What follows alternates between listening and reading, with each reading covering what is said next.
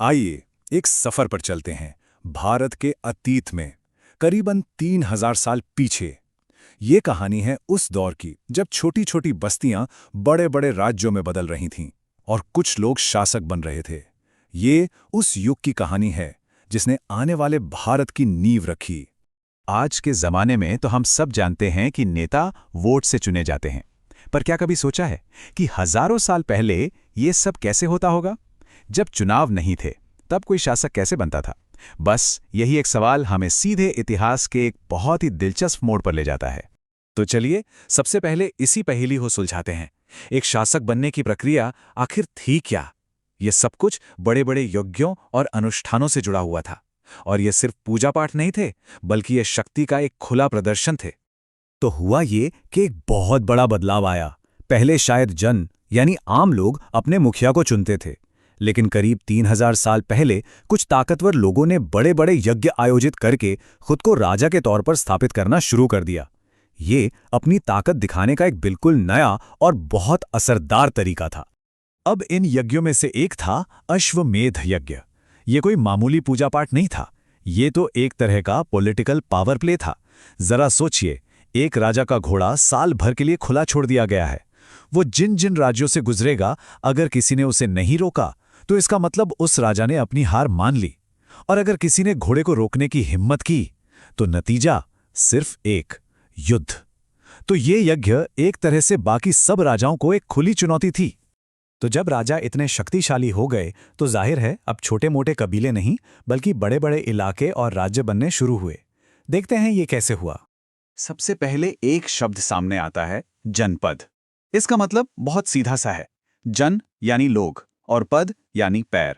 मतलब वो जमीन जहां लोगों ने अपने पैर जमा लिए, जहां वो बस गए। जो राजा अश्वमेध जैसे यज्ञ करते थे, अब वो सिर्फ जन के राजा नहीं बल्कि पूरे जनपद के राजा माने जाने लगे। लेकिन कहानी यही नहीं रुकी। वक्त के साथ कुछ जनपद बाकियों से ज्यादा ताकतवर, ज्यादा अमीर और ज्यादा जरूरी हो गए, और इन बड़े और ताकतवर जनपदों को एक नया नाम मिला, महाजनपद यानी महान जनपद। प्राचीन भारत में ऐसे 16 महाजनपद उभरे जिन्होंने पूरे राजनीतिक नक्शे को ही बदल कर रख दिया। ये वो दौर था जिसे भारत में दूसरे शहरीकरण का दौर भी कहा जाता है, जहां नए नए शहर बस रहे थे। तो सवाल ये उठता है कि कोई जनपद महाजनपद बनता कैसे था? 3 मुख्य चीजों से। पहला, उनकी राजधानियां किलाबंद होती थीं, मतलब लकड़ी, ईंट या पत्थर की बड़ी बड़ी दीवारों से घिरी होती थीं। दूसरा, अब उनके पास अपनी एक परमानेंट सेना थी।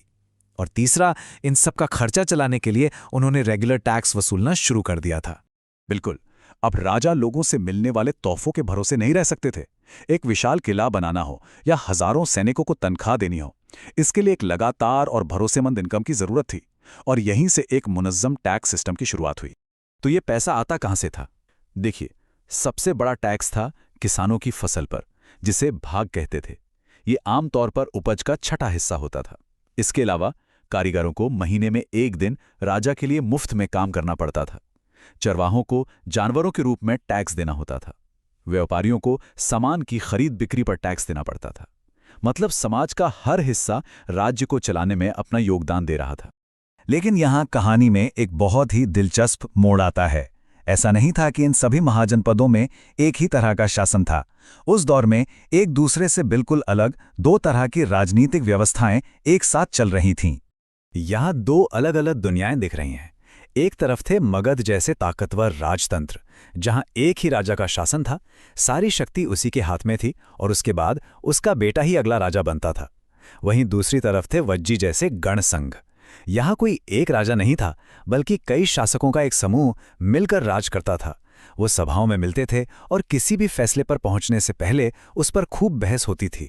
और यही तो इन गणसंघों का मूल मंत्र था, साथ मिलकर फैसले लेना। सोचिए, एक ऐसी व्यवस्था जहां सत्ता विरासत से नहीं बल्कि सहमति से चलती थी।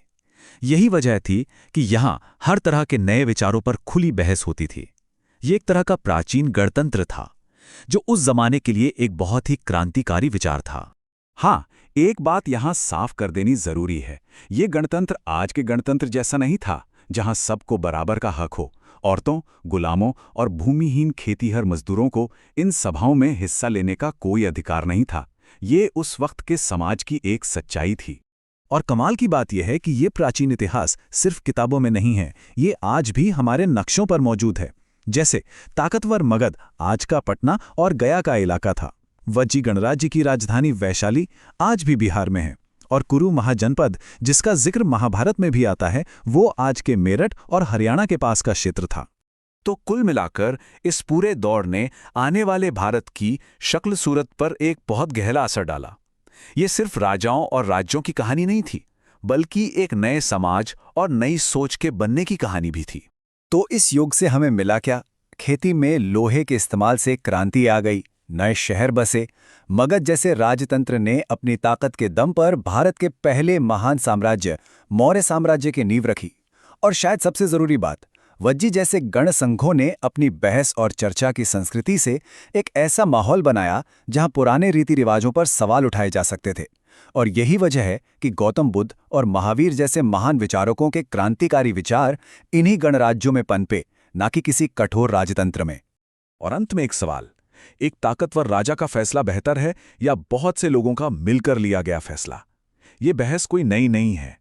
ये 2500 साल पहले मगध और वज्जी के बीच एक वैचारिक लड़ाई के रूप में लड़ी जा रही थी और शायद आज भी उतनी ही अहम है। सोचने वाली बात है ना?